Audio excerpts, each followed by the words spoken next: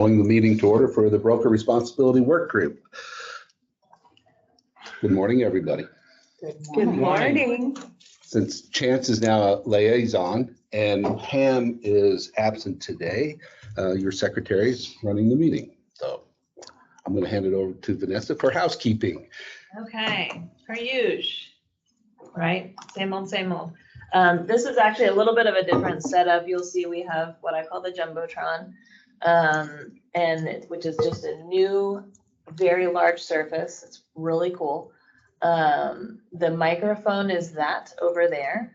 So actually, if somebody could unmute and say something, I would, Chance. Hello, good morning, everyone. Let's turn that up a little bit. Turns itself back. Okay, now? Good morning, everyone. Good morning, Good morning. Chance. Higher, higher. Higher, yeah. We're so fancy. Okay, now say something. We're so fancy. Does that work? Do you want it louder? No, I think That's right. that's good, yeah. Okay. Yeah. Okay, so that's our microphone for the folks in the room. You can speak normally, and you don't need to shout. I think if you're at the end of the table, probably speak a little louder. FYI, Don't touch our insurance. No, I've got it in my phone right here. This picks up side conversations like nobody's business, so.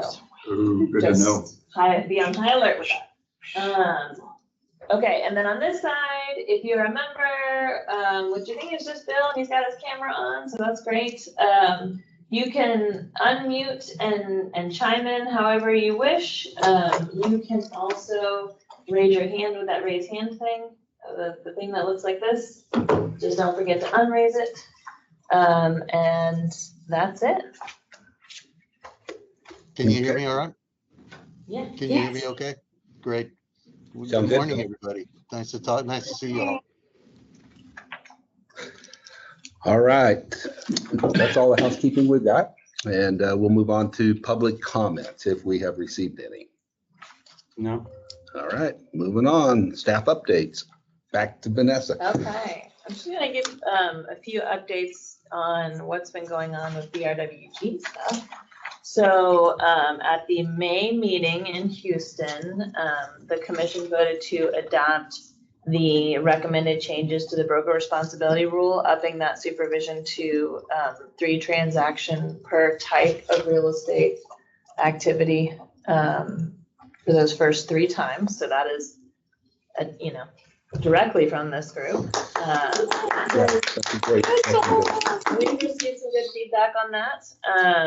Then we've got the new rule 157, obligation to respond timely. That was also adopted. Still getting some questions on that one, but we're going to work on communicating it. I think we've highlighted that it's transaction based. If you look at the language, it also indicates that it's transaction based. But we'll continue to work on making sure we're getting the message out on that.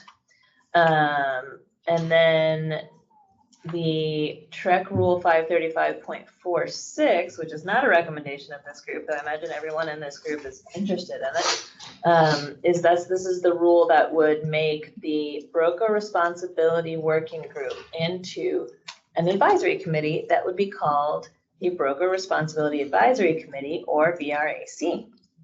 And so that rule was proposed. So it's out for proposal. We did receive some comments. Almost all of them were very favorable. If anything, I feel like the main comments were geared toward making sure that the group consists of, members from different geographic regions and practices and things like that, which that really happens at the selection committee level, but that is something when we solicit applications and when the committees meet, they talk about that kind of thing.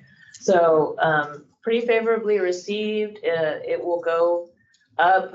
Commission will vote for whether to adopt. And then we will start the selection. Wait, we may even start that before that August meeting. there'll be a selection committee process, and I think this is important for everyone in this room. If you look at that rule, and again, it's 535.46, there's an initial selection process that is staggered. And that is so that it's not a whole new committee. Because then you kind of, well, one, you don't carry over the historical knowledge and you don't want a repeat of the same conversations over and over again. It keeps the work moving. But two, it's hard to have a group, I mean, you all did it and you've done a fantastic job at it, but a group that's all new, right? It takes a minute to get your sea legs. So there's a staggered system for the initial appointments. And then after that, it'll be on the, I think it's in every 2 years, 2 members or 4, I can't actually remember, it won't for me, but similar to how we do the other advisory committees. So for members who currently sit on this group, you will want to, if you want to, apply for the new one, and we'll send out announcements, et cetera, about that application process. But just know that if you want to continue to serve, you will want to apply. And they'll do these staggered positions. So it could be I think some are on a 1 year, some are on a 2 year. And that's just to get things going. So I would encourage everyone who wants to stay on this committee to apply. And then finally, we have SB 1577, which was the Trek housekeeping bill. And it goes into effect, the part that I'm thinking of 9/1 is we were able to get the legislature granted that rulemaking authority as it relates to education hours. So from, years ago, which feels weird, the recommendation out of this group was that toggle of the education experience. And we talked about how Trek has that rulemaking authority as it relates to experience, but the education hours are laid out in statute, and it makes the toggle harder to control. And it really a little bit of a risk if you're to bringing this down and you can't actually change the education, et cetera. So the new language grants rulemaking authority to the commission, and it has a cap at 60, which is the current number that's in statute. So it's essentially rulemaking with a cap, like at most what's currently in place. And that's helpful because it means that the process for determining what those hours should look like, and I believe that those are, I can't remember if it's like semester hours versus like education talks about credit hours, this talks about semester hours. There's like a whole way that calculates. But sometimes I feel like you're like 60 hours, that's not what we're talking about. We're talking about, 180 or whatever it is. But this is what it is in the statute. So it'll allow likely this group to start the process of that toggle, again, looking at the recommendation, what would rules like that look like. But we've got some time to rework through that because it's, it's set at that cap. We're already at that 60 hours in rules. So that I think is huge, right? That's a legislative change. That was a recommendation out of everyone on this group. We'll go back to that prior recommendation and start working through it in this group, since this is where it's come from. I imagine it will also go to a couple other, maybe to exec committee too, just because it's such a, this is a big one. And that is my update, but I'm going to tell you something. I think that this group has gotten more done than I don't know, then I'm not gonna say the other groups, but I'm gonna say you guys have gotten a lot done. Like you We'll take it. Thank you. Well, if you'll remember, do you remember us having to have like 2 meetings in the fall because we're trying to get that recommendation in and just like all the stuff, like it's been a long time coming, but these are the fruits of your labor, so congrats. So Vanessa, what you're saying is you can't say we're the best, but we're the best. We got it. Got it. No comment. No, you really have. You've gotten a lot done. And it's different work, right? I mean, Right. but it's impressive. And that's good to hear because while you're in the throes of it all the time, members coming in, really, I had to learn the difference between legislative changes and rulemaking authority and suffer through the frustration of how slow some of that stuff moves. Well, you guys have, you've done a great job. And I think, that's also the experience when we have this new committee formed. It's helpful to have folks who have been in it and who know that and aren't coming on, that you can kind of ease the new people into that process and what that really looks like. And now I will say no more. On the rulemaking authority, that's a legislative change. So what's the time frame for that process? So I think it's the effective date of 9/1 unless I'm losing my mind. It's January 1st. I knew I was wrong. Okay, it's January 1st. I should know that. So once this law goes into effect, so that there's a bunch of stuff on that cleanup bill. Once it goes into effect, and I guess you could ultimately start talking about it sooner, but I think you'd want to do it, start it with the new committee. So then this group can start looking at what that toggle looks like. And I know there's a recommendation already out there, but I imagine there's a revisit, there's a look at it. We actually have to write the rules. The written rules will come here for review. It's not urgent because the 60, it's like I said, it's capped at 60 hours in the statute, which is what it currently is. So our rule is also already capped, it's already at 60 hours. Is So it 60 semester hours? I believe it's semester hours. Yes. Semester it's hours. Because the classrooms are 180, aren't they? Yes. Well, the 60 semester 3 to 1 hours thing. is how we have 900 Yeah. classroom hours Yeah. required for a broker license. And then out of that, there's this set that are mandated, that have to be specific courses. There's a lot of math in those hours. Yeah. See my previous reference to my math.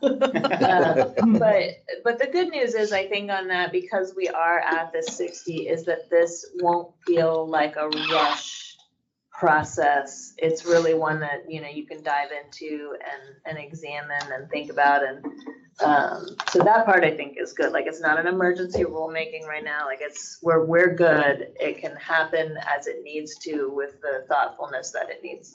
Did it impact on the experience side? You were talking about toggling So back we've and got forth. that rulemaking authority already.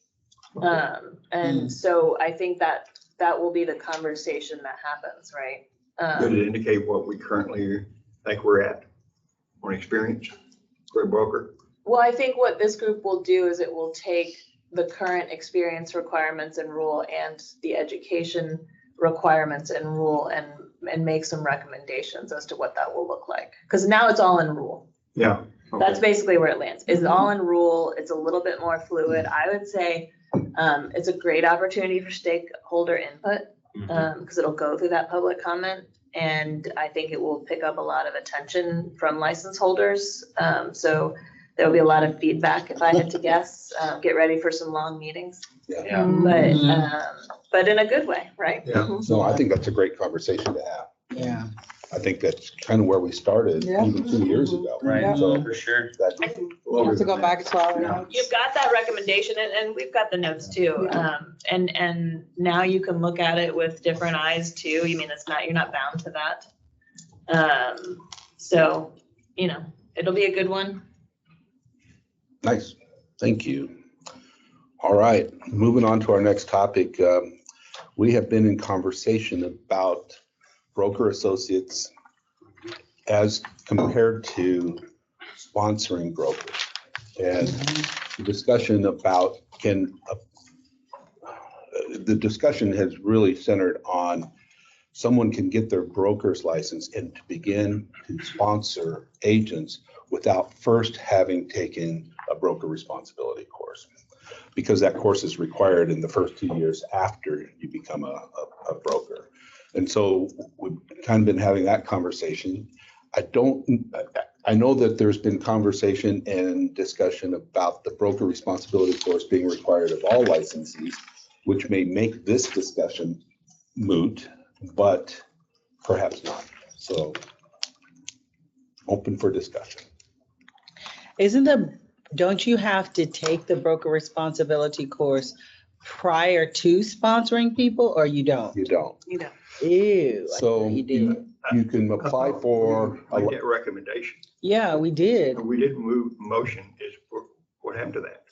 It's a statutory change, so it is on, we took it to the workshop, and as I recall, it was pretty favorably received, and so it's on the list of. So this will go to the next legislative session? Yeah, yes, the course, that recommendation that everyone take it as a. As I recall, that was the compromise to my frustration with somebody being a sponsoring broker.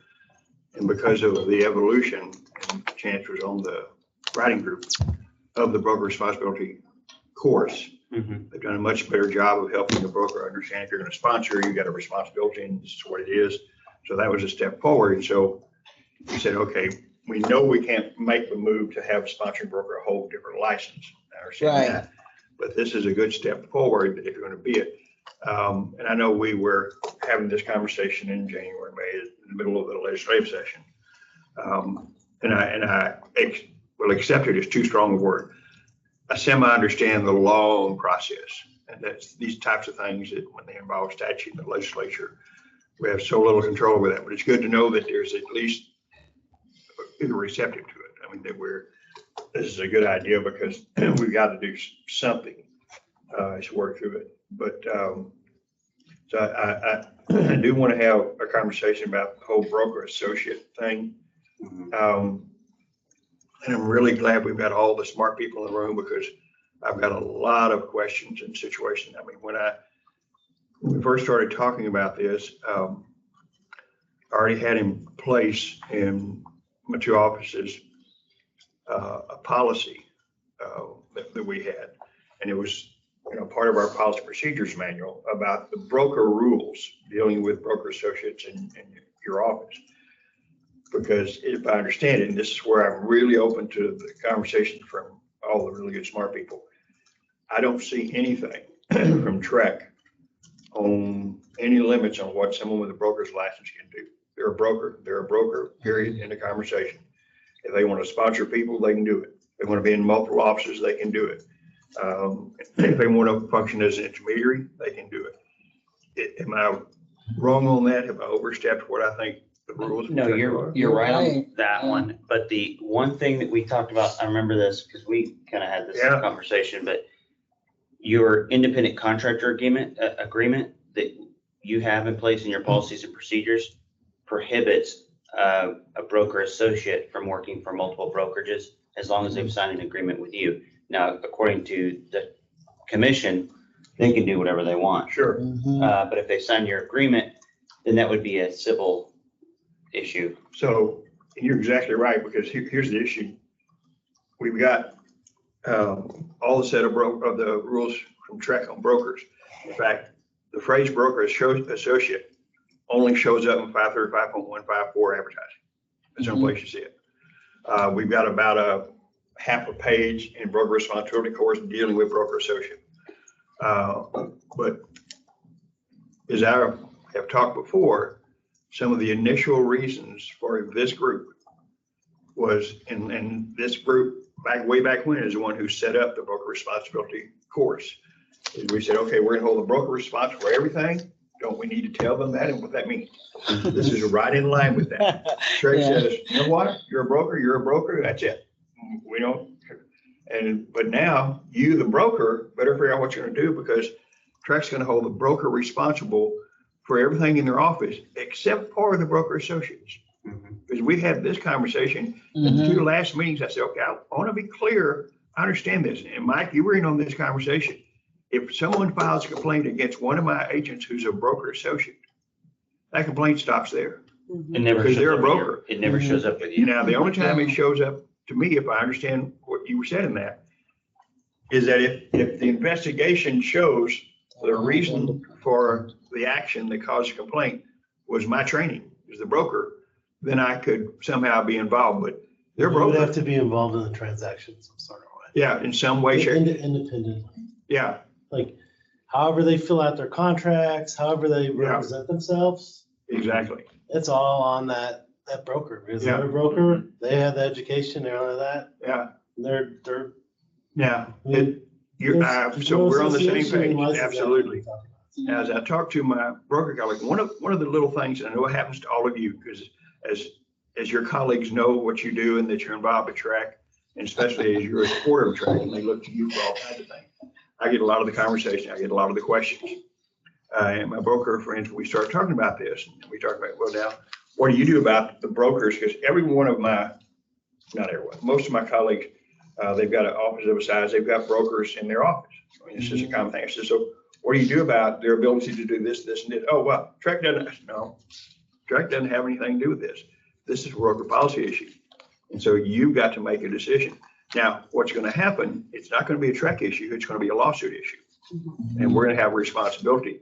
Whereas we won't show up as the broker in the track complaint, we will show up as the broker in the lawsuit. Mhm. And That's so right. we've got to have policies as we work through this. And as we start talking about this, and my friend starts asking questions, I said, wow, I've got certain things in my policy, but some things I hadn't thought about.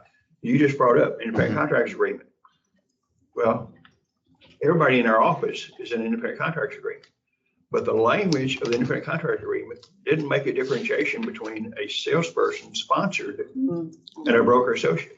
Mhm. Didn't make that distinction in my ICA, The only and thing it is, needs to. well, the only issue is on the independent contractor agreement, so I have my own written up. Yeah. I made that, you can check a box saying you're a broker Or a or a salesperson. Mine salesperson, too. and then, but I will tell you this, I've been thinking about exactly what you're talking about too, since our last meeting. I think my thought is, since we were told that basically if we did anything on a broker associate, essentially, that they would have to create a different license type or categorization, basically, if I'm not incorrect. And the association would be, right now, is through address, if they use the address, but there's no other tie in the website to know that that broker, besides the address, works at And your they're not office. As an required. associate, yeah. Right, but I'm saying they can Yeah. use the address. It could be part of your policy. Sure, it could be. procedures, you know, or whatever. But I'm thinking, and I hate to say this, but I'm thinking that basically, and I know that this is not what anyone wants to hear, but I think that Texas Realtors on the broker associate front is gonna have to help on policies and procedures for it. Maybe a model policy, Yeah. like some of the other That model would be policies really, you guys really, have. really cool. Because I think that at this point, I think we're gonna run out of options on broker associate unless there's some other way to tie the website to a broker associate to that other brokerage. If there's some way to tie the brokerage license to that broker, I don't know, Vanessa, if there's some other way to do it. They could be a designated supervisor. Every broker associate in your office, you could have them on track as a designated But the problem is they're supervisor. not listed underneath. the- Aren't they though? the No, they're So not. The this brokerage. is my broker associate, and it's just so you And I know, did a but search. this is not our I company. thought- There's nothing I that actually did says a real look, agent. and I saw, you're right. But I it only just found says one yes time for it just designated finds me, you know, supervisor. and That's that- it. I But only nothing found one links time it. too. But other states have it involved in. Yeah, you showed me that in the last meeting where we've got some other states that define it. Yes, I think we So- need to so- define broker associate. I think I think so. what I would like to see us do, this group do, is help brokers understand the decisions they have to make with the broker associates in their operation. When I tell them what to do, I've got some policies and I'm always happy to share, although I want some good legal advice on if I stepped over the line and operating in collusion when I give somebody, here's my policy, here's how we do it. And all of a sudden we end up with today's litigious society. But I think as we go through this, from my experience over the last couple of months, as we've been talking about this, so many of my well-respected broker colleagues said, what? We'd have to do what? I mean, they're not addressing it at all. And on one hand, I understand, and Mike, as you pointed out, independent situation. I understand from the Trek standpoint. But I think that while this may not create a Trek complaint issue, I think frankly, it's a compliance issue. And I think at some level, the broker needs to understand, while you may not have your face-to-face mic about an enforcement situation because one of your broker associates is screwed up. And we do understand where that's really going to go once the plaintiff attorneys figure this out, it's going to go to lawsuits. And there are going to be, because the brokers aren't paying attention to what they can and cannot do and what they have to do. Because as I go through, when I get a Trek complaint every once in a while, and I go through the 19 questions, one of them is, do you understand 535.2? Broker responsibility? I said, yeah, I've read it once or twice, so we're good with that. But I think that we have to help the brokers who have broker associates in their operation understand what they need to be thinking about and how they need to be, here's some options on what you should do in your policy. Because as I thought through this, and I really looked at our ICA, which is the Texas Realtor, they use that one and we add to it. We've kind of modified it a little bit because I like it. I found that I didn't address the distinction between sponsor. I didn't have little boxes that you got, which I checked off, and some obligations that I have of sponsoring agents that I create a whole different situation when I've got someone who's not under my license, who is not sponsored by us. It's just such a different environment of things that I require of them. And you know, it's fairly easy for the broker to think, it's okay, I'm going to have an absolute policy where someone who's a broker associate in my office can't be in other offices. Although, as I recall, Chance had mentioned he's got broker associate that's in his office, but in another totally different geographical area.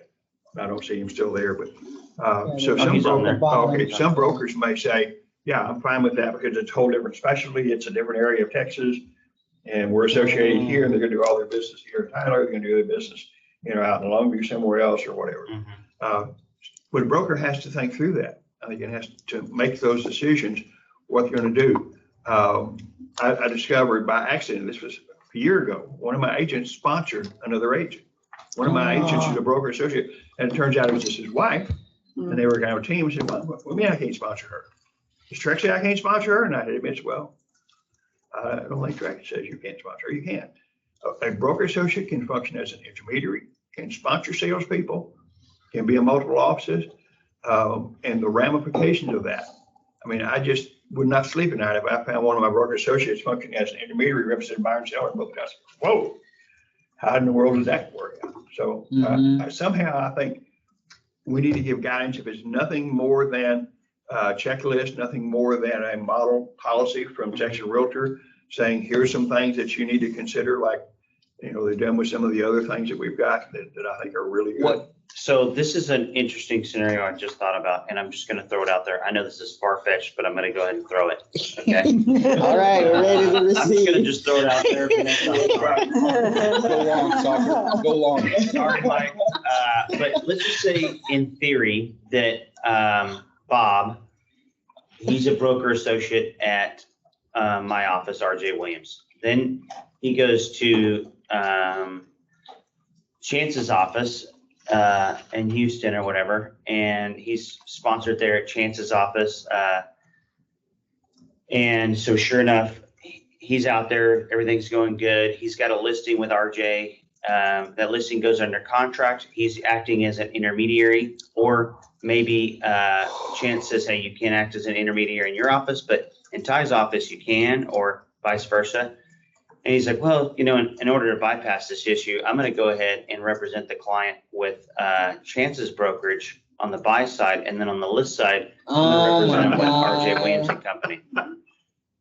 So what is that? They might just roll his eyes on that. Is that legal, or would that not be a true conflict of interest? And also, how do you deliver an IEBS or how do you fill out a intermediary notice when the fact is it only addresses one broker in the intermediary notice, but you're representing two different firms?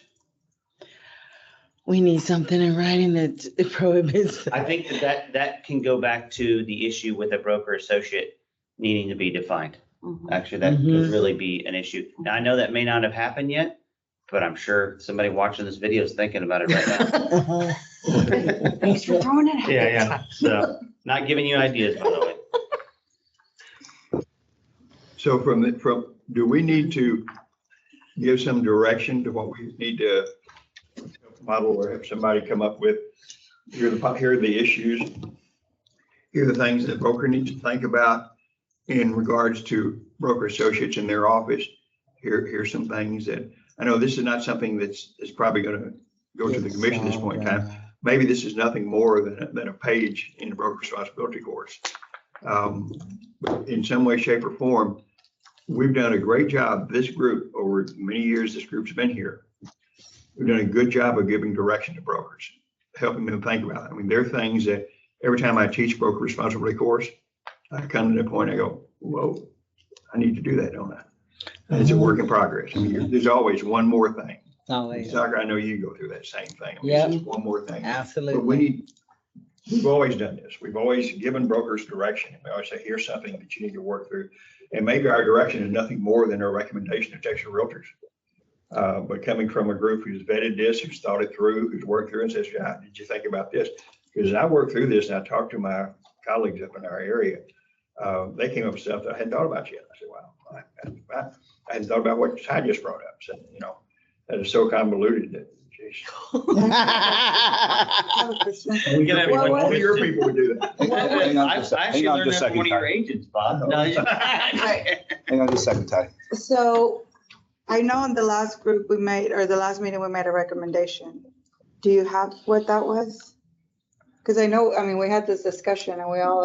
I don't think the recommendation was to put it on the agenda for discussion. Yeah, I don't think we actually came up with a solution. Okay. I- Yeah, because I was looking I at my wish we notes had. and I was like, I thought we got not fully there, but there was something. It wasn't a formal recommendation. No. I think it was to continue the conversation. Okay. I'm going back to the minutes real quick. Because they come up with a definition, You know, I think, of what we talked about. Yeah, I have a couple of what. Yeah, you've got some from Yeah, other I states. have some, What was which it? make very sense. Like North Dakota defines broker associates as a real estate broker who does not have an office under the broker's own name, but is affiliated with another licensed broker and performs service similar to that of a salesperson, must not at any time act independently as a Love that. broker and shall not perform any real estate service without full consent and knowledge of the broker's supervising broker. Good. The designated broker shall at all times be responsible for the action of the affiliated broker associate to the same extent as though the affiliated broker were an affiliated salesperson. Can we copy paste? That says it all right there. Perfect. Well, what is that? That's a commission. Rule? That's from- That's a North Dakota 70.02.1.09. Okay, that sounds great. That was, We like that. That's fairly completed. California says a broker associate is an individual licensed as a real estate broker, but who works in the capacity of a salesperson for another responsible broker or corporation. I like North That's a Dakota. simple- I like. That's very. Well, it was Simple. It succinct. covers. Okay. It was Yeah. succinct. Yeah. But it's not inclusive because No. all of my broker associates just are associates in our office. So none of them are also in another office. Right. So that part So wouldn't that's apply the to only them. part that's not So you need, the other thing is where you're more inclusive. Where it's, exclusive. here's what you are. And in that page of the broker responsibility working group, it talks about, the broker responsibility course. It talks about a broker associate, how they can work in multiple offices. It kind of describes that. It's The just North Dakota one one is sentence or one. two short of actually defining. But I think when we talk about something like that, where we're clear it's a license holder, but we need to also be clear because this is different in different states. But in Texas, if you're a license holder and your license is a broker's license, that you're at that level. And that you're a broker's license, but you're associated with another person who's a license holder at a broker level. Yeah, and the North Dakota one covers it, yeah. Yeah, Mhm. and I think Yeah. that also helps with the transaction coordinator discussions we're having as well. Yeah. Mhm. Mhm. So I'm hearing two things about broker associates. One is a suggestion and request for help from Texas Realtors to help write model policies, to help brokers manage their broker associates. Is that a possibility?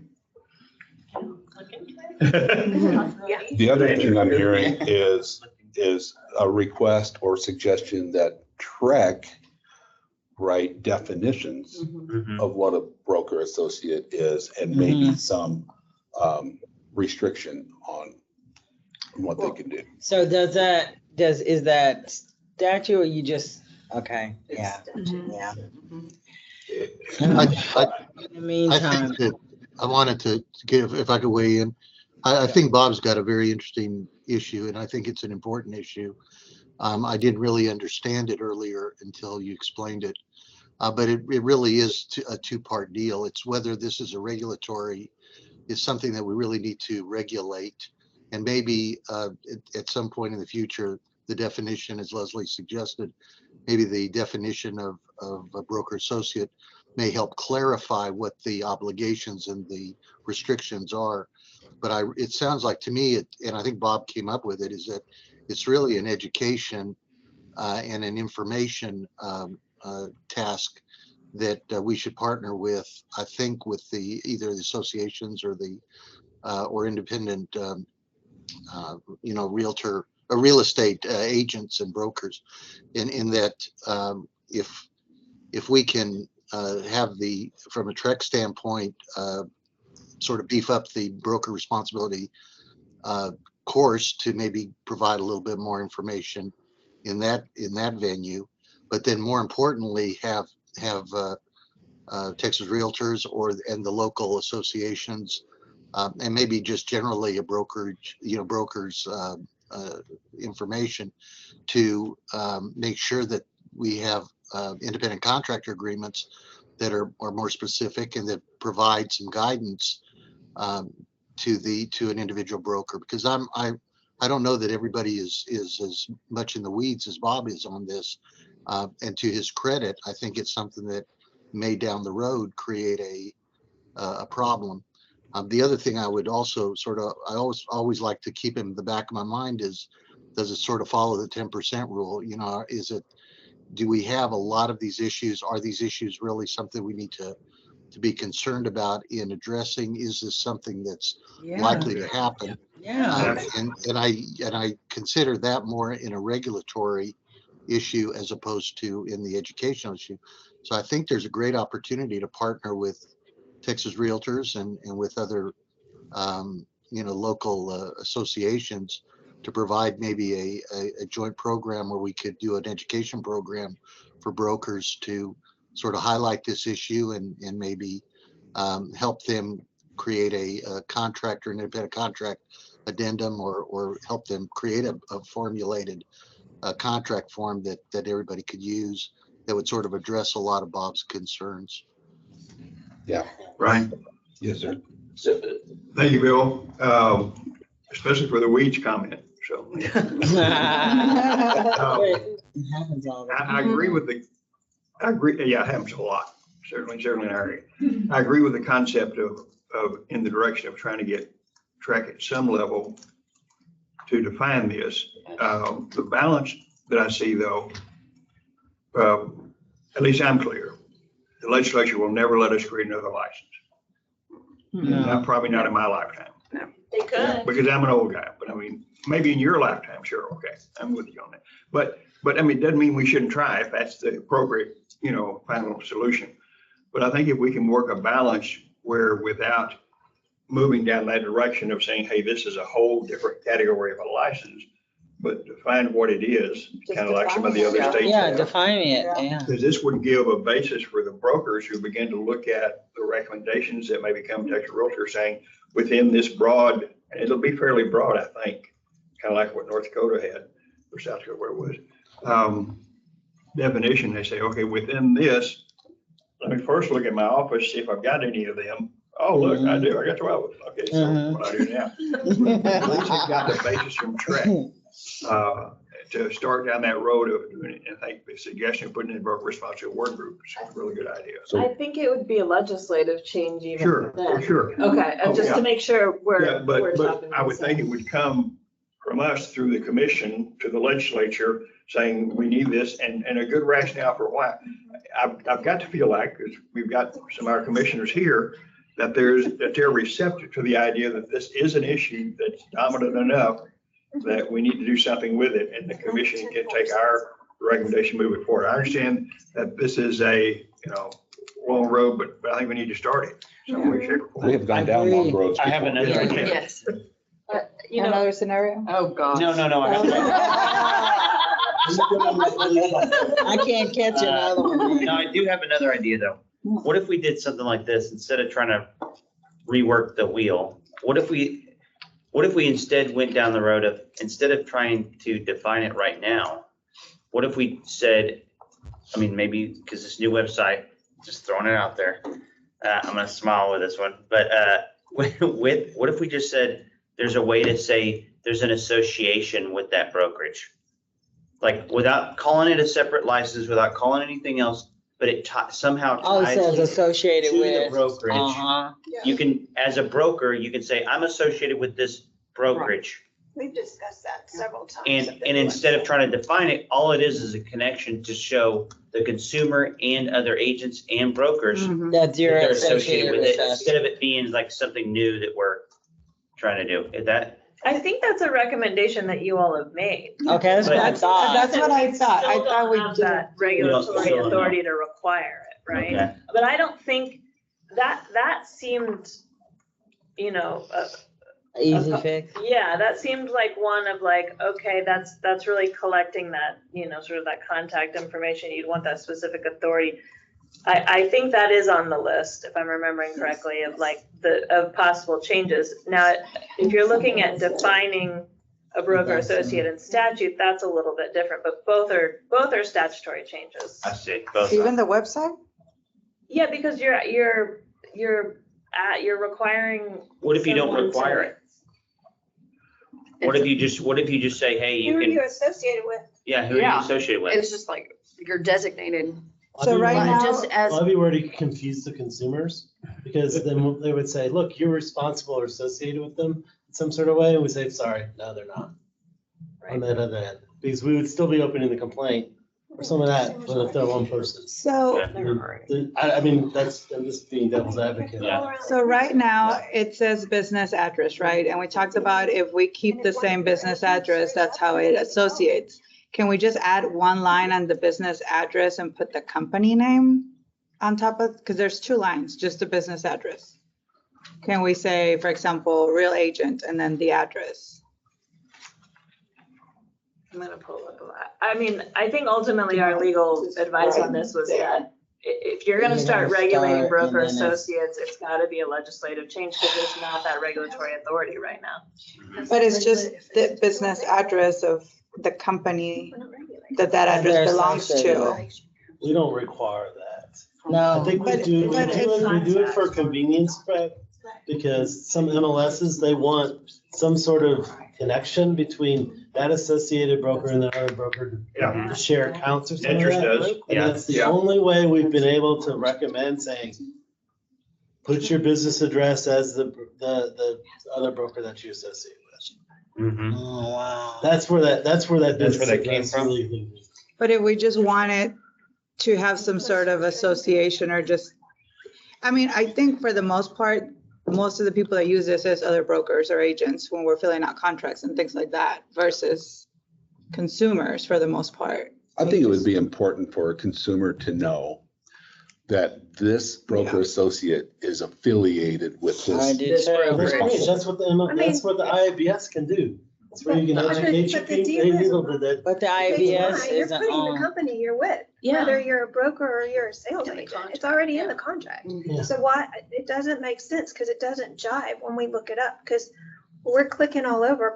well, and if we're looking, because I train agents to go in and look at the other agent and see Yeah. if they are active or inactive. Because if they're inactive, they've got to go to the broker. That's where they find the broker. And if they're a broker associate, It ends And there. then they have their home address.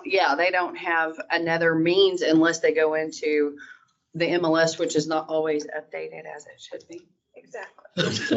So with regard IFS to would the, be the reference point Yeah. there. You don't get it. Say that again. Oh, We it's do, not part it's of on the- there. Okay. Unless Wait, You wait, don't I didn't always hear get the it question. when you're not Isn't the IABS And they don't the always point? send that whenever you have the, When you have a Yeah, contract. when you have a It's on there. contract, they Yeah, don't when you usually, have- like, if you're the listing agent, You don't you don't get the receive the IABS buyer's, from the buyer's agent. buyer's But agent. it's on their website, right? You never know. Maybe. I mean, it's It required. should be. Yeah, it's yeah. required. It's, It's supposed to be, yes. Here's the thing, if it's, and if it's a consumer protection issue, which everyone seems to be saying it is, Mhm. then you want, I think, as a regulatory agency, consumer protection across the board, not optional, but mandatory. And so we go in and we get that specific authority to collect that information in statute. And I think that's distinct from the discussion about a definition for broker associate. Right. Right, and I think that recommendation has been made and, you know, essentially thumbs up for the next session. Okay. Yeah. Yeah. I think it's this bigger conversation that of the broker associates. yes. And where do they fall? You know, is there a need for regulation of broker associates? You know, if you were to use the definition, that's, you know, you can't define a new license type because that person holds the same broker's license as everyone else, right? Mhm. So So I'm that not would be saying you different. can't do it, but it is, you're creating something new. And if you look at North Dakota, like they seem like they have a broker associate license. Designation. Yeah. License. And so, and that's, I mean, that's cool. It's like Bob said, you know, this group is here to throw ideas and make recommendations, and we know broker associates is a huge conversation point. So like maybe the time is ripe and maybe there is a reason to move forward with this in terms of a legislative recommendation. Because I'm hearing some soft recs from Bob that are sort of more TREC and association recommendations. And then it sounds like there's a desire for a legislative recommendation. And, you know, what does that look like from this group? And you don't have to figure that out today. I No. think throwing all the ideas out and saying all this stuff is where you are in the sort of, I don't like the term, this is where like the sausage is made, but I was like, this is it. This is It it. is, Like, you're right, you're right. well, I feel like there's a different way to, I just think of like that book that you read in high school, the one with the, do you know what I'm talking about? The Upton Sinclair book? Yes. Grosses Yes. me out. It grosses me out. What, Slaughterhouse Five? Yeah. Yep. Uh-huh. So with regard The to, cookies are made. There we Okay, go. okay, good. so with regard to broker associates, I'm hearing 4 tracks of conversation. One is Trek website affiliation, connecting a broker associate with the broker. Maybe some recommendations for statutory or legislative changes to define a broker associate distinct from a sponsoring broker or responsible broker. Education directed at the broker who is sponsoring or affiliated with broker associates, and maybe some help with some model policies from Texas Realtors. Mhm. So those are the 4 tracks of conversation I'm hearing with regard to this issue, Yes. which is distinct from requiring broker responsibility education before somebody gets a broker's license. Yeah. Different issues, so. So,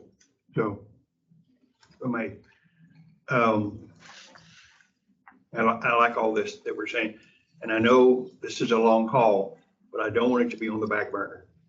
I think this is a major issue. I think this is a big part of why we do what we do. And while this may say, okay, geez, is it on our agenda one more time? Yeah, until we really get something solid that we can move forward to track to the commissioners, legislature, whatever it's going to take as we work through this. One of our challenges working through the affiliation and dealing with that, because in the advertising, when we talk about how an agent may misrepresent, one of them is using the phrase "and associates." Well, a broker associate can use the phrase "and associates." So if one of my broker associates in my office uses that phrase, it could lead the consumer to believe that that person is in charge of the office, and they're only in charge of their broker's license.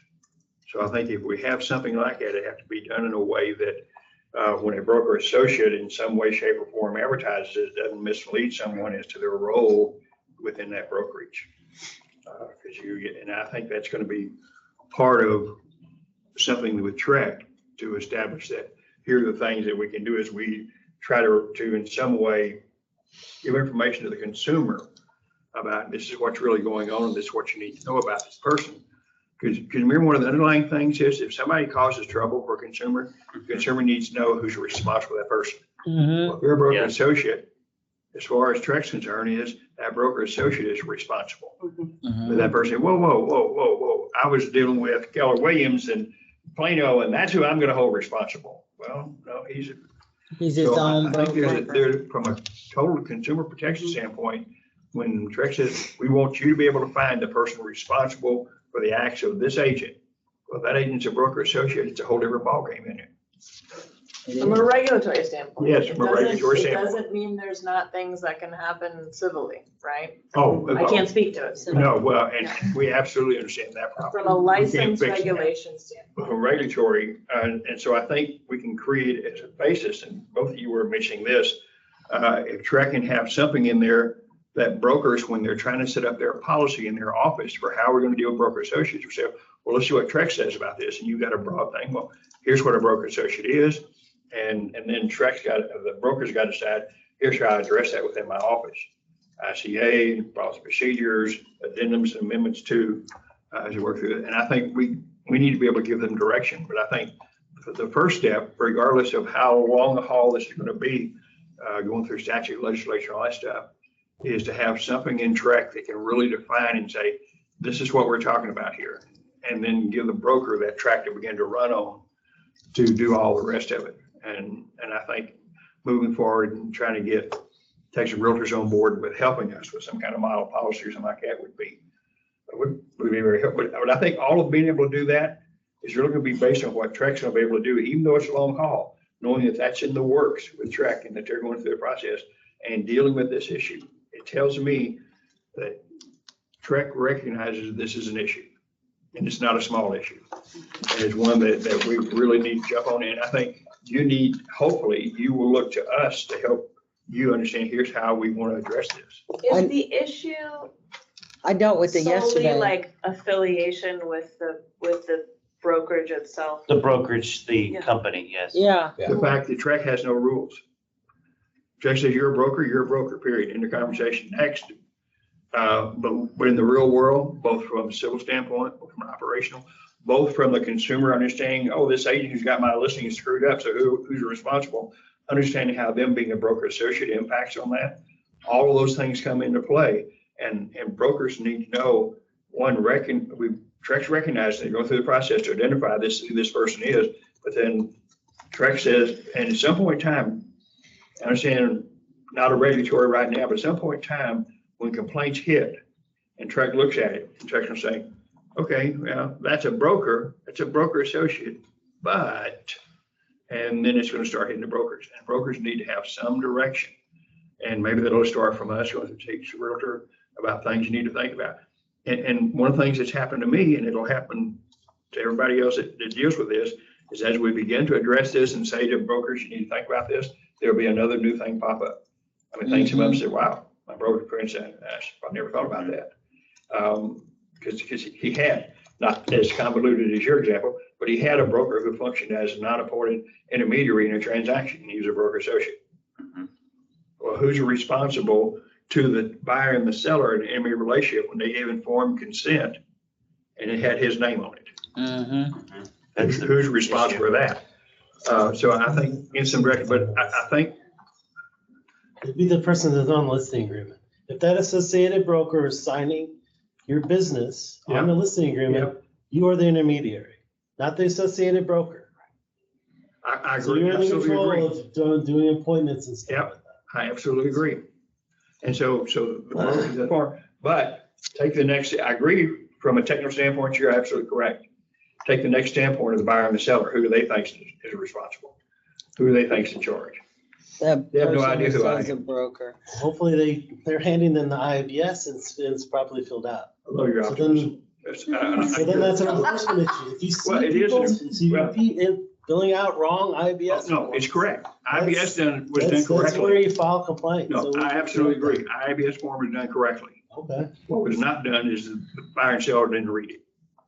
which they often don't. Well. So- I And I know you can't fix all of it, I understand. So do y'all think that this is Yeah, there's worthy nothing. for further discussion? Yes. Do you think, thumbs up. do you think we're ready to make any recommendations No. today? Not yet. I would like to see us, as part of our future whatever, is have an absolute requirement of us to have some kind of a recommendation to go forward to Texas realtors. I'd like for us to have enough stuff put together to say, here's an issue, we'd like for you to take this issue and play around with it, do something with it, and come up with some. I'd like to at least see it, maybe it's our next meeting where we say, let's go and make a nice formal recommendation to take a realtor to do this, To the association. or to the association, whatever, the association, To yeah. the association. Can I ask a question to bring it back? And I am gonna take this from Bill Roth, which is, okay, I'm not sure I am entirely clear on the problem that we're trying to solve, other than you want it noted on the website that who they're affiliated with. Affiliation. Like who the broker associates with. Now, I think Bob wants an education component to, did you know the regulatory relationship and how enforcement works as it relates to broker associates, Yes. right? Yes. But in terms of like, we're like, this is super important, like this is a really big issue, we've got to do something. Is it really just tying back to noting that on the website, or are there other problems? I There think are other was- problems. I think there were two things. One was Yeah. the affiliation on the website, so you can Right. see that affiliation. And the other one, the other part of the discussion that really would affect Trek would be that definition Yeah. of a broker Yeah. associate as So it's another different license. from an independent broker. But why would you, I think this is the question, like, why would you want that also? Because if that broker associate is affiliating with a responsible broker, then there's some requirements for them to follow the broker's rules. Mhm. They have to follow the broker's rules. But They doesn't can't that exist? sponsor, they I mean, can't. But aren't we saying that needs to exist in the Independent policies and contractor. procedures? of the Absolutely. individual It does organization? also. It does also, but it needs to have something Some sort of from definition. track. Definition from track. Yeah, Yes. So the issue is, I think what you're talking about, Vanessa, is that basically if we create a definition, you're essentially saying it's going to create another license. I think No, it would have to. no, no, it's just If defining you're it. taking Yeah, if- You're taking away Here, read- stuff that the broker has the So authority to do. this You're is- essentially treating them. Read the, I just wrote it, but it's No, the I one got it, from. but you're essentially, I mean, it's fine, that could be the recommendation, but I think it's, the designated broker shall at all times be responsible for the action of the affiliated broker associate to the same extent as though they were a salesperson. Mhm. That is very different than what is Our definition of a of a broker. broker. So you would, Okay. I mean, you'd be creating a new license type, which is fine. Like you can make that recommendation. Looks like North Dakota perhaps has that. but when a I would've broker wanted like a new associate, License type. But what yeah. are you trying to do with Just that define it. definition? Define it when a Define broker it works fully. under another broker.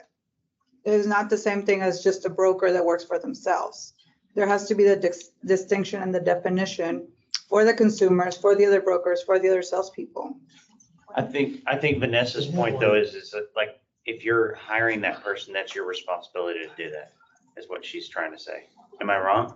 Yeah, but because of the website, because- there's nowhere to know. There's, The issue we want to handle is the association on the website. That would get 90% of your issue out of the way, It would help. yeah, right? Yeah, Because would at help. least it would be a connection. and And even that could the, start there. If that even would the- be, if we could just do that, I think that would handle half the issue. that And actually, I'm even not the disputing anything IBS. else. I was having trouble locating like The why. what the other components of it are. Cause I see. It's the just information, I designated- think, is really what it is. Mhm. So Right. even our IBS form, there's nothing that like, but I guess because it's a definition, right? A broker is a broker. But there's nothing on here that would show even the connection or the difference between a designated broker.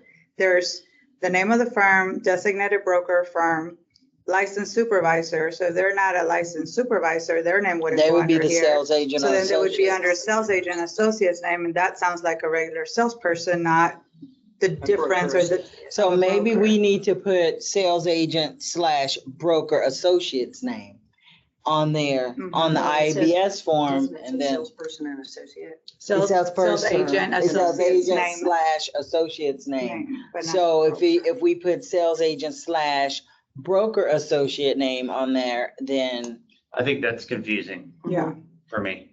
Because if I were a consumer, I'd look at it and say, oh, are you a broker then? if you are, You are. yeah. But I'm No, but affiliated my with this point is, Buxton that broker. if you're a salesperson, then it says / broker associate. Well, are you a broker? Or are you yeah, I sales? feel like it has to be a It different has to be line. Different totally line. separate. You Different can't combine the two. Maybe we need to change the words from broker associate to broker affiliate. Everyone uses, the industry standard though is broker Well, I associate. understand that. But I agree, it creates significant confusion when a consumer looks at that and they say, well, who are you? And you say broker affiliate. Oh, you're not the broker, you're affiliated with the broker. I think it creates a different understanding of that. Now, on the whole, create a separate license kind of thing. And while we get in some way, shape or form.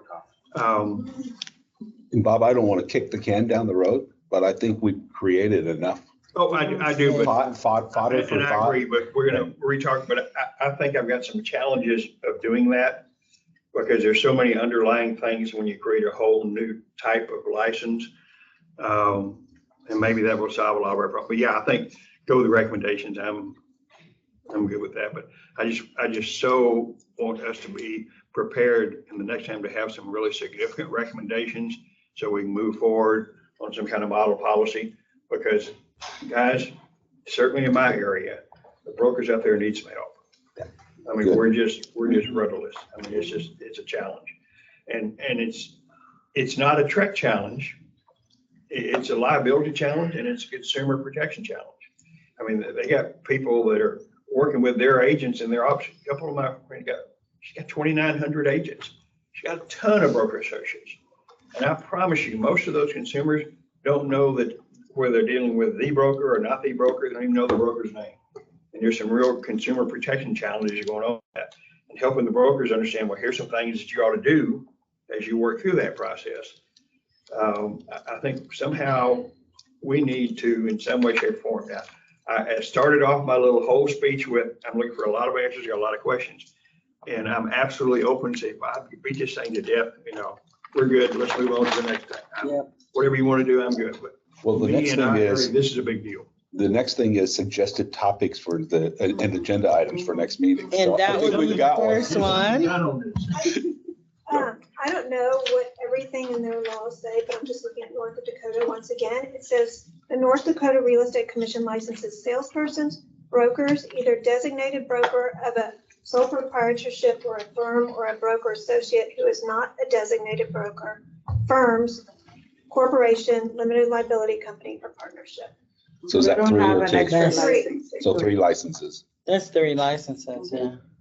That's what you were saying, the broker I thought associate would it's be a all one different. license. No, it's There's sales, one it's what, license. it's same as us. It's the same as us. They're just Same as defining. us. I can look at it. I mean, I have. Yeah, yeah. I will say, this is what I would say you're looking at, Mhm. is you're taking a license, and I don't, Making it less. I than- don't, like, not that I don't care, but like, it doesn't matter Matter. to me. Yeah. I'm just pointing out that when you've got somebody right now who is a broker and who holds a broker's license, and when you put them in a business relationship that they're choosing, then you're going to say in law, your license is now limited. It's a different, Yeah, it has different rules and requirements associated with it. absolutely. And so if everyone is cool with that, and that's the recommendation you want to make, that's great. Like, Yep. you can 100% do that. I think that's actually a really good way to look at it, and I want everyone in the room to think about this and watching. If you do that, you're choosing to do so because there's an ancillary benefit to you. Yes. Because you're getting E&O insurance, you're getting the coverage, you're getting the marketing, you're getting the knowledge, you're getting whatever it is. Mm-hmm. Yeah, I think Yeah. it does make sense, but I think we can think on it. We move it to the next agenda. Yep. And then Vanessa, if you want to look at these definitions or what have you, maybe that would be, I mean, I can, it's, you know. yeah, but you think it's gonna cause a statutory change no matter how we do it? I don't see a scenario where this isn't a statutory change. Yeah. And that's fine, like, that Yeah. can be the recommendation, you guys could go with North Dakota's definitely, like, you can Put whatever we want. recommend it all, and I'm just trying to explain, like, in the context of a regulatory framework, what that starts looking like in terms of the licenses we Issues. currently have, and, Mhm. you know, is we live in a state that's like, you have the right to make your business decisions, all of that, right? And we're just the regulatory component. But if you wanna, like, that does seem like a way you could do it, Yeah. is to create that definition, but you'd want that in statute. I Yeah. totally get it. Mhm. Now, can we do this? I don't think we've ever tried this before, but is there a way to do this where we try to bring in somebody from Texas Realtors to discuss maybe the opportunity to team up on something like this for policies and They procedures? could help guide us on our Are you recommendation. talking about, have you moved now to policies and procedures, not to that legislative Yes, recommendation? yes, I'm going to the easier section to get help from our partners. You know, I think you would want to be mindful of all the associations. Yeah. And so I think, you know, it's. Or invite them all. Yeah, well, or we just say, what if we just say this? What if we just say Texas Realtors, join us, and then we talked about it, and then you can go back to the associations, get feedback from them, and then we can proceed at another time. Is that a Someone bad? from HAR on this call, like, I mean, or ABLE, or, I mean, Yeah. we've got, the associations are different than us. Yeah. I think certainly, like, we partner with them on things, and I think we could talk about, like, hey, this recommendation has been made, it seems like the folks in your association may benefit from something like this, you know, that's that recommendation that's coming from this group. We don't have, you know. Okay, one more idea, and then I'll shut up, I promise. Like, we don't develop those policies and procedures. Right, I totally understand. I'm just trying to think till we get the ball rolling so we can get something going on the other side. And we can probably just get out with Texas Realtors anyway and get them, because they're really proactive as well. They can help us out. But my thought is, what if we did, is there a way to do like maybe a survey? And say, hey, do you find this to be an issue, license holders as a broker associate? I think you want to ask our young lady right here, can you guys send out a survey? Through the association. But I thought we already Look, That's an determined it's an association issue. and not track. We already We determined determined it's an issue. So No, that's we- like yeah, taking we a I mean, I'm just back. saying like, Yeah. no, it's not taking a step back, but maybe you can Yes, ask it for is. ideas on how to address it. Oh, Besides geez. the mind. But I don't want we- these recommendations to take away from From us the other things. that we're discussing going it forward with At the track. next Seems meeting. separate, yeah. Yeah. Okay. It seems separate. I mean, that just seems, like I said, that seems like I call it a soft rec because it's not a legislative change. Yeah. But it's getting the message out of, hey, this is what the group is looking at and their thoughts on, you know, did you guys know that this is the structure and this is the TREC regulatory function, and are you contemplating that in your policies and procedures? You know, Yeah, good advice, yeah. And maybe we ask for public comment for our next meeting. Can we do that? It's hard to ask for public comment on when we don't have a We don't recommendation. have defined yet, On- yeah. Just on the topic of broker associate, because we send out the notes and the meeting notes and things like that. And I always love reading the TREC advisor, you know, and things like this. I love reading that kind of thing. It's great. I love that too. Yeah. I love the TREC advisor. I love it, you love We're it. seeing positive come through that we actually got some really cool stuff done. But what if we put it in there and we said, hey, we'd love to hear your public comment for the next meeting Say the group has asked, you know, on broker associate, Sure. and then keep it a wide open thing. Mm. What, I think, well. Yeah, no, that's not, I'm saying that's not. I I mean, like yes, not like no. I like that. I don't wanna So we do have a recommendation We're the coming up. only good idea people in the room. No more. No, I like that. So Is that are you suggesting or moving that we ask the commission Yes, to seek public comment regarding broker associates affiliated with Yes. sponsoring brokers. Yes. And we're just gonna leave it open-ended like that.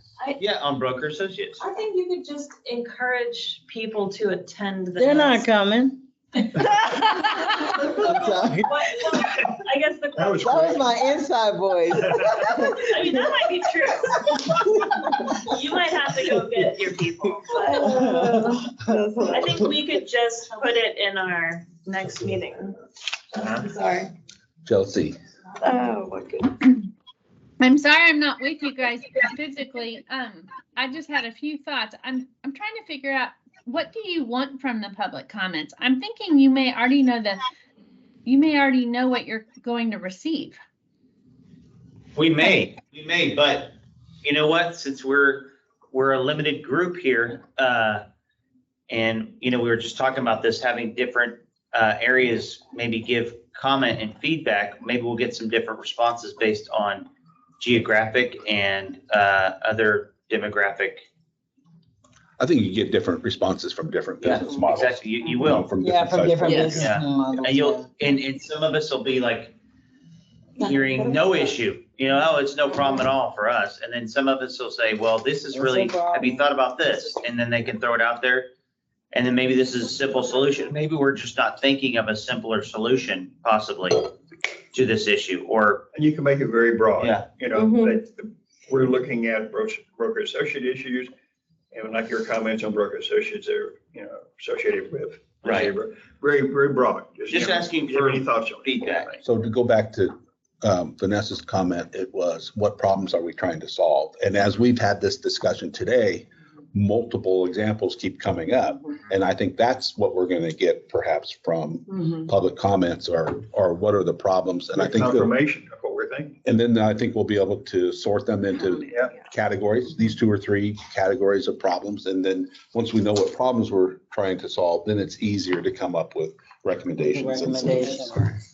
So That'd be really cool. Statute recommendations. Does that make sense, Chelsea? A little bit. I mean, if you historically look back at the content of comments we receive from the industry, you can put them in a few categories. And there are certainly comments that are instructive and helpful that I think inform how we move forward. I would say that the majority of comments you get from any member of the public are much more generic in nature. Like, they don't solve the problems, they kind of raise the issue. But it seems like you already have the issue, that we need to figure out how to make sure a consumer knows who they're working with, and kind of the chain of command between sales agent, associate broker, and designated broker. And I think our current structure makes that particularly challenging. Yes. And there aren't simple solutions to it, but it does seem like you found a few things you'd like to pursue. Change the website when we have a new website. Talk to Texas Realtors about some policies. I mean, it seems like those are some concrete things to do, and then see what happens next in terms of what see if that fixes the problem, and then where are we? I think that's a great idea. Could I sort of go on your coattails? What would be helpful for me at a next meeting would really be to understand what the broker associate broker issues are, like that Bob's been bringing up several ideas. And maybe if somebody could help present at our next meeting what really is the role of each of the broker associate in the relationship with the broker, that might help us then craft some solutions to or some suggestions on how some action items that would be on either side of the table, which would be the non-regulatory, which would be partnering up for education, for revamping forms, for helping create policies and procedures in the trade side of the business. And then if we do want to see if there's opportunities on the Trek side to do some regulatory assistance like updating websites or looking at maybe trying to ask the the education group to upgrade the broker responsibility handbook to identify some more detailed issues that brokers should generally be aware of. I think, and then we could also decide, is this a business issue that really Trek should we be involved in this as a consumer protection, or is this really a business issue for a brokerage operation? Should that responsibility on monitoring, managing, and understanding how to take care of their employees, associates, and agents, whether they're associates, broker associates, or agents, is that our problem, or is that really a broker's problem that needs to be handled on a business side? Now, I think I would like more information on what we should and should not be doing as dealing with broker associates. Just from a personal standpoint, it would help educate me, and it might also bubble up some other ideas on some concrete maybe action items that we could sort of then have a recommendation for. And Bill, I like your comment. Thank you too much. Thank you as well. I want to say one more thing that I want to loop back in. I don't want to forget that I want to loop in on this whole thing so we don't let it go. Is communication. If we're going to push forward on all this stuff, is communicating. If a broker associate gets a complaint, that the designated broker needs to know about it. So I want to throw that in there because I feel like if we're going to connect the dots and we're really just going to move forward on all fronts, then I want to keep that on the agenda. And I know that right now it's not possible, but I think it really does matter to make sure that if we're going to be transparent on everything, that's the last piece on it. Do you mean in terms of like being mindful in your policies and procedures, like that component of it? Or are you talking about like what I mean by that is, like, say Mike receives a complaint, he's processing the whole thing, and then right now, a broker associate receives a complaint, it's that guy's or girl's problem. And the designated broker doesn't know, and it's a reputation issue as well. There's a lot of things that go on in there. Reputation issue is not a regulatory. I think it's both business issues and. We've already taken this, I mean, we took that to the commission at workshop, and it was not at the time received as something they wanted to put on the list for legislative change. Now, maybe you do a bunch of broker associate work, you get some stuff in, and it's a different conversation, but we did take that, and that is one that they said, nope. Nah. I will And say there's some layered issues there too. So can I say this? I'm just going to make one comment, and I just remember seeing this multiple times when we look at enforcement things, where it says the person has a good standing in the community, holds a good reputation, blah, blah, blah. This all boils down to that as well. If when we approve someone's license, that they, it says it in there, it says it very clearly in there. It may not be, quote, a part of it, but it is a part of it. Because the fact is, if you're not taking care of your clients and your consumers, and it is your business, you're going to ruin your reputation, ruin your business, and ruin your license.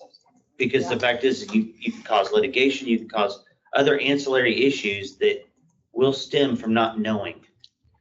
And the consumer can also have an issue from not knowing, because the fact is they're going after this individual and they've filed a complaint, and it's only going to that individual. The broker of the business doesn't know anything about it. And maybe the broker of the business says, hey, I would take care of this thing. It's a small issue. Let me help out. And it wouldn't even end up on his desk, but that broker doesn't even know about it. Yes. My point is, it can stem consumer problems if everyone in the transaction should know. And it goes back to also, Mike said earlier that on the listing, it says the broker that's on the listing owns the listing, or you see what I mean? He mentioned it earlier. He said he's if we're talking about the intermediary, and I'm not trying to go back on things, but to be honest with you, Mike did say just a little bit ago that That's the. whoever's broker on the responsible. listing, the broker on the listing is the one That's with the responsible. issue. The problem is now we say, well, you're not gonna know about it, the issue. Do you Yeah. understand what I'm saying Yeah. here? There's a disconnect. There's a problem here. That's the intermediary is a little bit You were different. saying people could go into different. I'm just saying there's a both gap. sides. I was- Mhm. I'm just saying there's a I was gap. using it for intermediary. I get it. I'm just saying there's a gap. Jumping into a different- You know what I mean? I'm not being, a pain in the rear, but I'm just being honest, like, the problem is there is a disconnect in this broker associate realm. And it's the website, it's the categorization, it's the complaint process. Those 3 items are a problem. Mhm. And the issue is if we don't know about it, we can't fix it. And I'll give you one good example, and I just say this from personal experience. There was a complaint filed on an agent in my office. The complaint was filed, it was frivolous. The commission looked it over. Thank God it was frivolous, because it really was frivolous.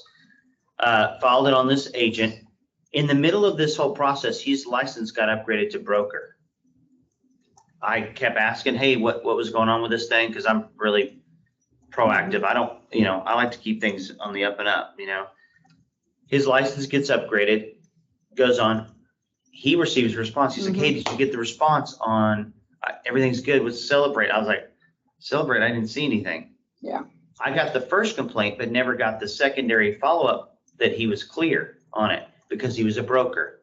That's an internal thing. Right. If you were joined in the complaint as a respondent, you should have received response. I got you. So But you can even if send me that somebody is complaint. just- I was the broker on I wasn't on there. I wasn't on there as an issue. Were you responded in that case? No, but I was his broker at the time, so I was his responsible broker at the time. And then his broker license, he got a broker's license in the middle of that Yeah. process. Can you send me that case? Because if you were actual responsible party in that case, like a respondent that you had to submit a response for.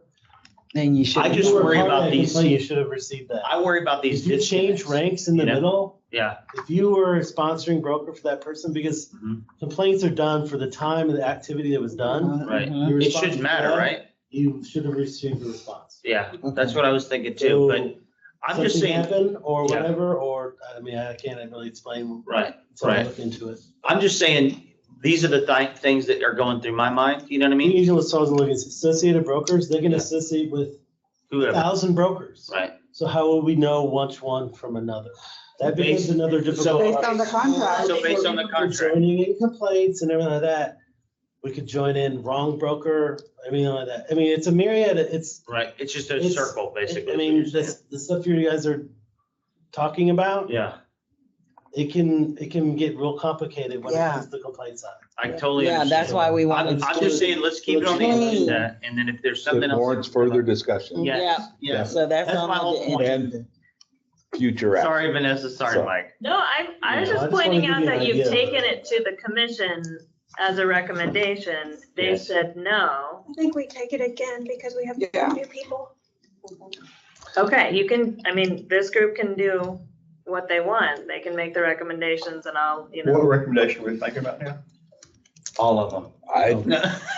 I'm not sure that we're at a place. I don't where think we We're not can- at a Not place right yet. now, not in this We're meeting. gonna add it back to our. But I think the agenda for next conversation's time. been really Yeah. enlightening Sure. and helpful. And I Sure. think everybody's now top of mind awareness of what the issues are. It boils down into those 4 or 5 categories. Trek can help with some. Sure. Texas Realtor can Mhm. perhaps help with others. So I think we put it back on the agenda for our next meeting with the intent to come out of that with With the recommendations to Trek and requests to Texas Realtors and refine it more than what we have today. Mhm. Besides that, those Anything topics else? of broker associates, is there any other items that you think need to be added to our future agenda? Well, no, that I'd like to talk about today. Uh, Now, when I sent you my thoughts on make sure broker associate, I had this other issue and you felt like it's fits within the broad topic of the broker responsibility and all. And this deals with the documents required. It's in 535.2. So Bob, hold on just a second. Yeah, So you're ready to move on to another I topic? am, if I'm allowed to do that. No, we have, no. No, we gotta close this one up real quick. Okay, I need to go back to that. I don't have the okay, email memorized, so. okay. So that would be. We've wrapped up I may have broker misunderstood. associate discussion trying for to- today. Mhm. So are we gonna, we're not gonna ask for public? No, not yet. Not yet. Okay. I think it's too general. Yeah. Okay. It's good. I mean, we've really talked it through a lot.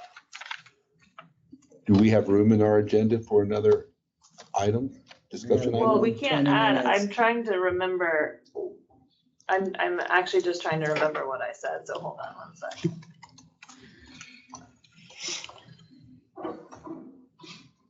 What's your email address? Bob Baker at KW.com. I'm sorry, I may have misunderstood what you were, as I was trying to make sure we could include this. For the Okay, I next did say agenda. that, and now I'm looking back at your. Oh, you were talking about the requirement for a broker associate to maintain certain documents. Actually, I didn't mean to be specific to broker associate, but that could certainly, if that gives me an excuse to bring this up. Yeah, or we can put it on the October agenda. So at some point, I've got a disconnect with what I think is in the rule and what Trek requires from what I see going on in the business. Okay, as it relates to file retention. Yes. So, okay, I think I might have misunderstood you, and Okay. I thought you were making that distinction between like, what is the broker associate's responsibility to maintain versus, but we can add that for the next Mhm. agenda. Okay. That's Yeah. okay, I'm sorry about That's that. okay. I really thought it was within that category of broker Okay, associate. good. So what is the agenda item to add? It's file It retention. deals with the retention of the documents in the 535.2. Everybody has to keep them for 4 years. Which deals with that. And my whole question dealing with that is what we're required to retain. Remember before we changed, you say work files, we changed that, which linked to it, we didn't know what work files were. We did that. We made that change in the previous session. But the distinction is what the agent's files have and what the broker's files have. And in our practice has always been, I mean, always, the agent's file is different than the broker's file. Yeah, because the agent's file has all Oh, of the yeah, they've got all emails. the showings, the all text and- yeah. everything, it's different. But what I'm getting from anecdotal conversations with brokers who interacted with Trek in situations involving this, it appears that Trek says you need to make sure everything, all communications the agents have had with any of the parties, that the broker needs to also have that and needs to be in the broker's file. And so I'd like to have a discussion about that, Ooh, Okay. yeah, because that's not what we're doing. that is not. So the discussion point for next meeting will be the 535.2 rule for file retention. Yep. And, The difference between the broker's file and the agent's file. okay. Mhm. And what's really the case? What's really the law? The fact is that Trek appears to say every communication that the agent had is a communication that the broker needs to have. And that's not what's happening right now today, because as a broker, we get the contract when it is time to issue a And CD. I'm getting this third party, Right. so it may be that what was communicated to me, but, and this, in spite of the fact we got all the powers to be in this room, so Mike, over years, they actually sent me the redacted information from Trek on a complaint. That as I read it, that's what it appears to say to me. Mm. You're asking for a friend, Bob? He's asking. Well, and in this case, it is. It's really for a friend. Those are two really good agenda Yeah. items for next meeting. Anything else?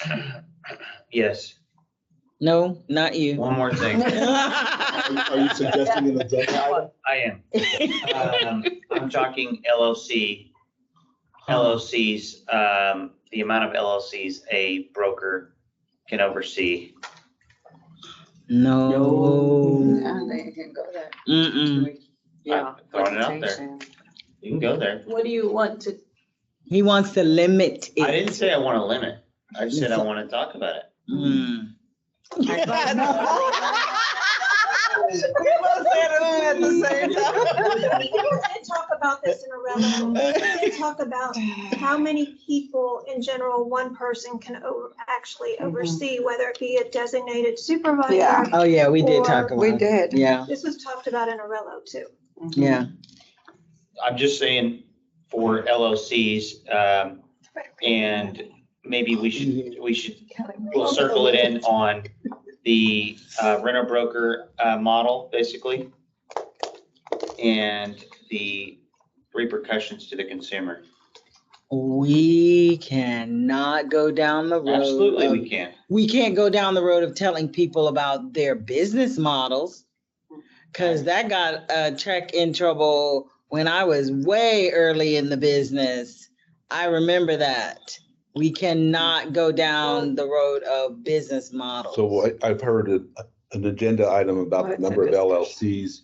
Leslie said number of, How many people you can oversee, like some people oversee, like there's one broker for all of one mega company that's showing, it's not showing the designated brokers.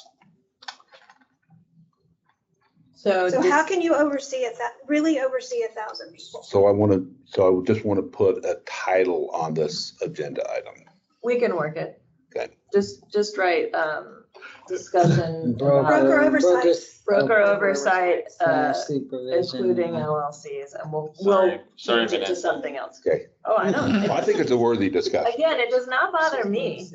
I just gotta raise the stuff I gotta raise. I mean, Yeah. you all recommend anything you want. I'll have a comeback. Other than, Going through. That's gonna be a long No, meeting. I so I'll be that's expecting good. my ousted email here No. shortly. I only say that, guys, I only bring up this stuff so that you're We're not. prepared. We're messing with you. You don't go traitor Uh-huh. later on down the. I don't think you're a traitor. No, she's just keeping us, keeping it real, to let us know. They're gonna say no to this because they said no 2 times already. So, Vanessa, you gotta realize, we're not attorneys, you see? so She other knows than, that. other than Ty, does anybody else have any recommended agenda items? And I don't mean other than Ty. That was very sweet. No, that was very sweet. Okay. All right. And then Future meeting date, October 11th. Mhm, Does that work?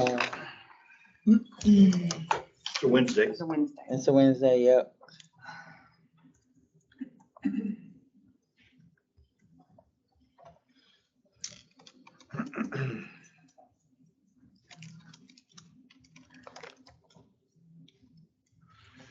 Any conflicts with that date and time? Okay. Plan for a long day. Yep, Yep. yep, Yeah, bring a Yeah, lunch. yep. Any parting shots across the bow?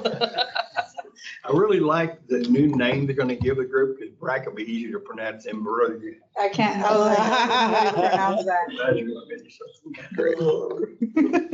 Vanessa, when do you think the application will be coming in, will be sort of showing up? Opening up, I actually need to talk through that. We've gotta, we have to officially adopt the rule before it is real. And so it'll likely be right after that August meeting, but we should, we'll come. Help you out. But it may be, you think it'll be before the end of this year? Yeah. Yes, yeah. So it'll be, I think the selection, the applications will probably open, I'm just gonna generically say August 8th. And then a recommendation and a vote on the new committee will happen in November, and that new committee will start in January of 24. Great. So as this group, we've got one more meeting. Okay, Yeah. so, and we got a lot. October is our last meeting. As this group. As this group. Yep. And so the application process will explain, you were talking about the staggered, whatever. And so that the whole, won't be a whole new committee, there'll be some carryover. Yep. Is that in some way, shape, so when the I mean, I select can't- committee looks at it, they'll say, well, we've got to have just enough of the previous to kind of keep us going. I mean, they could be like, All new, all fresh new or all the blood. same. I mean, that's sort of up to them. I think everyone understands there's typically some wisdom to continuity, right? Now, is this a subcommittee of the commissioners that's going to do this? Mhm. Okay. So I'm glad we've been nice to Chancellor Leslie. There you go. All right, with nothing else, meeting's adjourned. Good job, Ryan. Thanks, sir. And thank all of you for consideration for all that. Thank you No, for but, coming prepared. Bob. Thank you for coming very prepared. Like the team